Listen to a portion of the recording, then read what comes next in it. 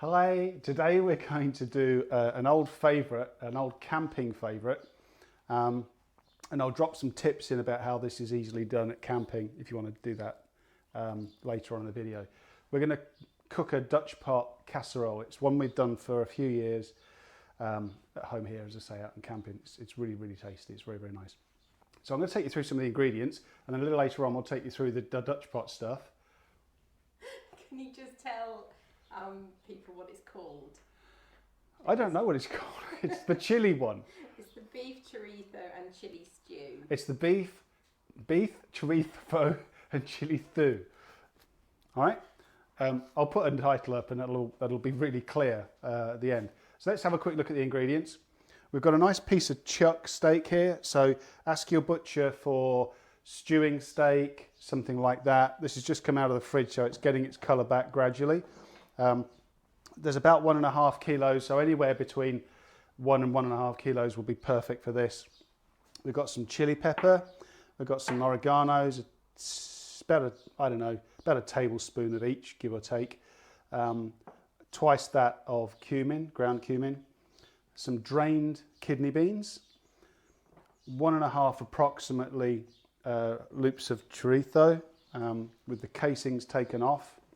It needs to soften up and expand a little.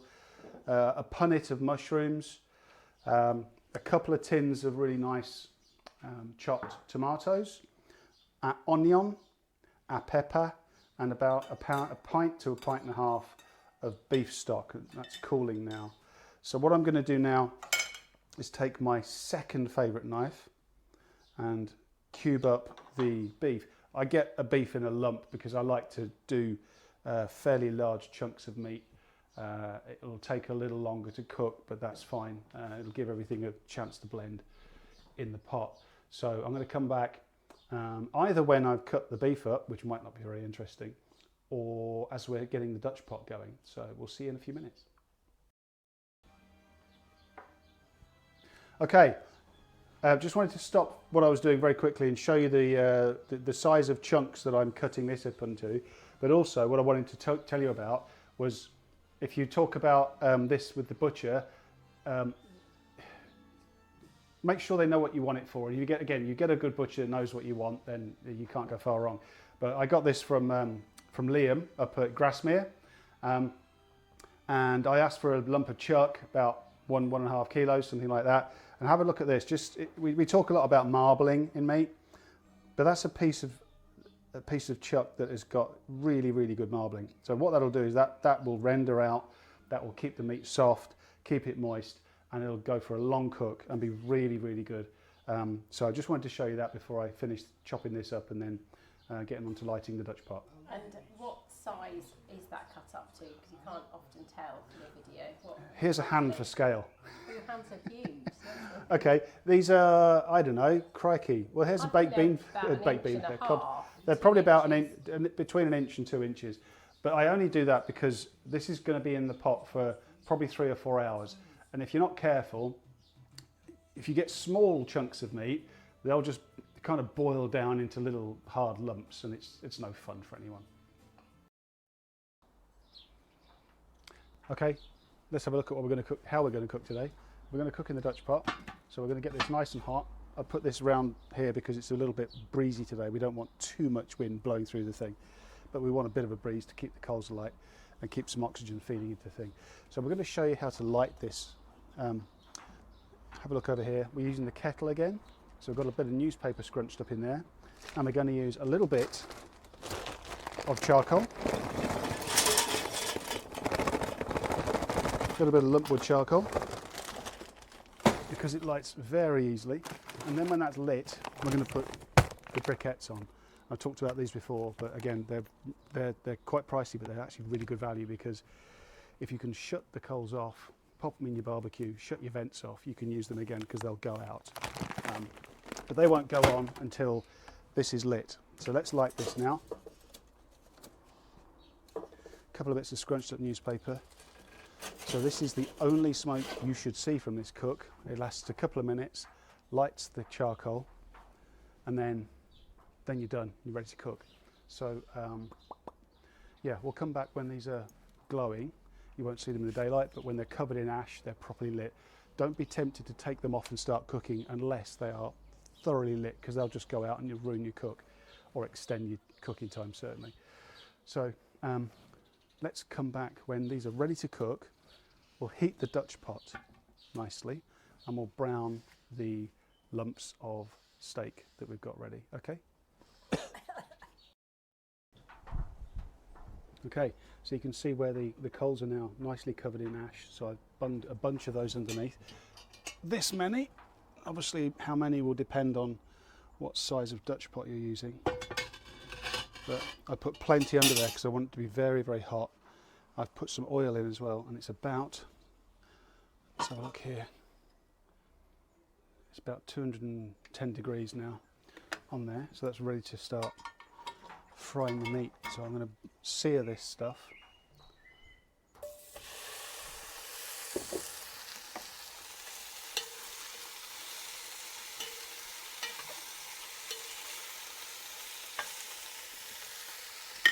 I'm going to put the lid back on.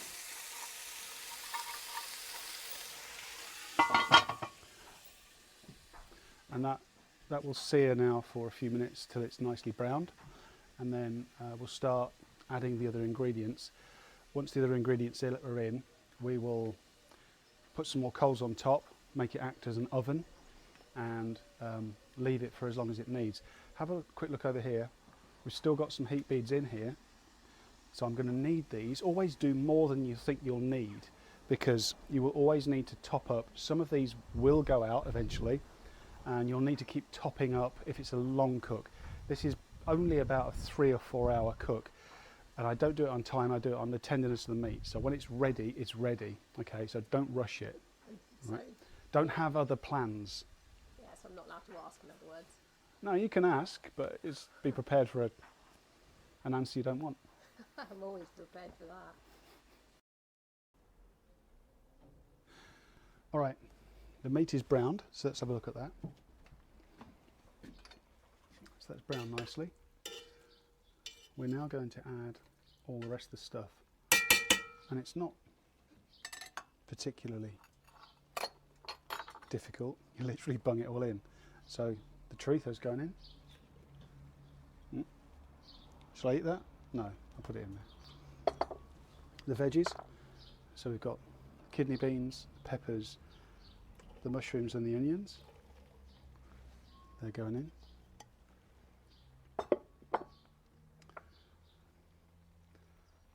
Chili pepper, oregano, cumin. You're going to give it a stir first. Yeah, in a second. 2 tins of tomatoes.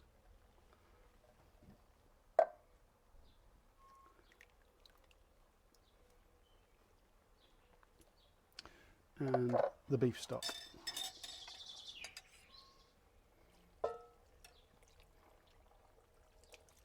Now, that will cool the whole thing down very quickly.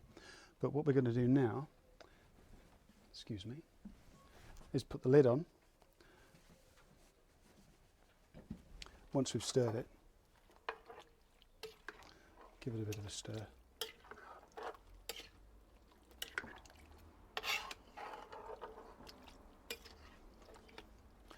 And this will blend flavours really nicely over the next few hours.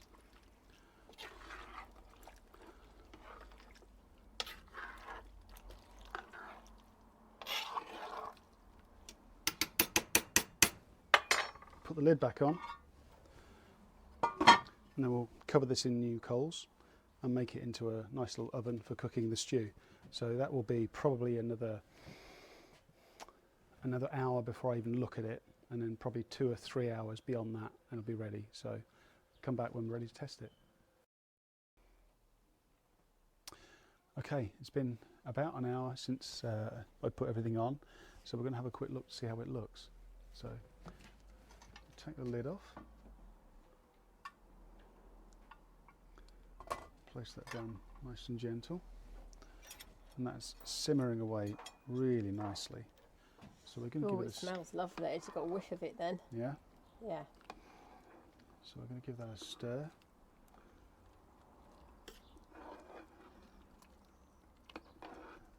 we'll give that as long as it takes for that beef to loosen up and become really tender.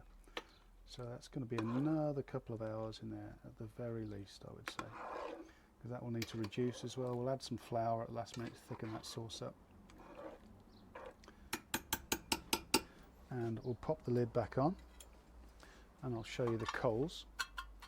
So that's about the right amount of coals to keep it simmering nicely. If you have a look over there at the chimney. Yeah, I'm looking at this. I haven't finished doing the coals. We'll keep some refills in there. I'll top that up in a second with a handful more briquettes, because we want to keep this going for as long as it takes for the beef to loosen up and become really juicy.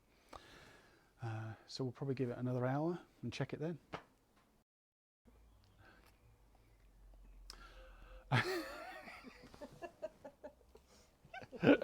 Keep it in, it's fine, it's fine. Go again, everyone. Right, we're ready to just have a quick look at this. So let's lift the lid with the lid lifter and just see how it's behaving.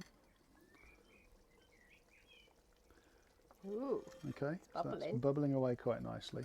So let's give that a bit of a stir. Let's take this off for a second. Okay. Give that a stir, and that's thickening up. Oh, that's lovely. So that's going to get some flour in it just to thicken it up at the last minute, for the last 15 minutes or so. But that beef is looking reasonably tender now. So we're going to give that a little longer, because we want any fat that's left on the beef, we want that to render off and soften up. You can see I cut that into quite large chunks, and they do reduce in size quite a lot.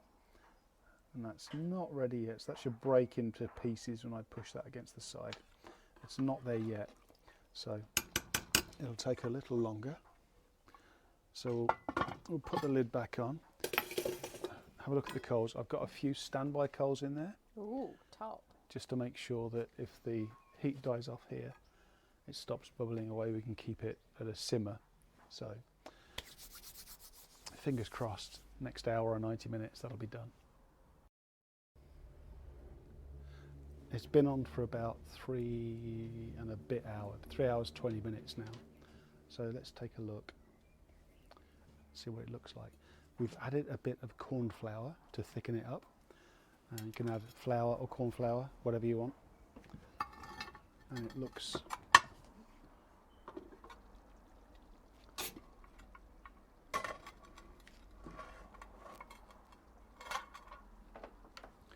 pretty good. Nice and thick. Nice and stewy. Let's see. So if I press this against the side, and it should break up quite nicely. Let's find a nice chunky bit of beef. Yeah, that's breaking up quite nicely. So let's go and plate up and put the finishing touches on. Finishing touches for this are cream cheese. No. What is it? Sour cream. Sour cream. Red Leicester. Red Leicester. Crusty bread. Crusty bread. Do we have any herbs on top of it? Can do if you like. Yeah. Okay.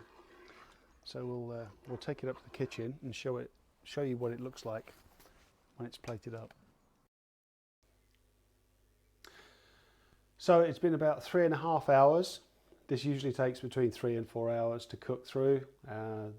The measure as to whether it's ready or not is to how easily the beef breaks apart. So it's been, like I said, about 3 hours and 40 minutes, give or take, on this one. So let's have a look at how it looks plated up. So you've plated up with a few tortilla chips, a bit of sour cream, a bit of this. Yeah, parsley. Bit of parsley, and some crusty bread. And that's ready to eat. So without being rude, I'm going to have to ask you to leave now so we can have our dinner.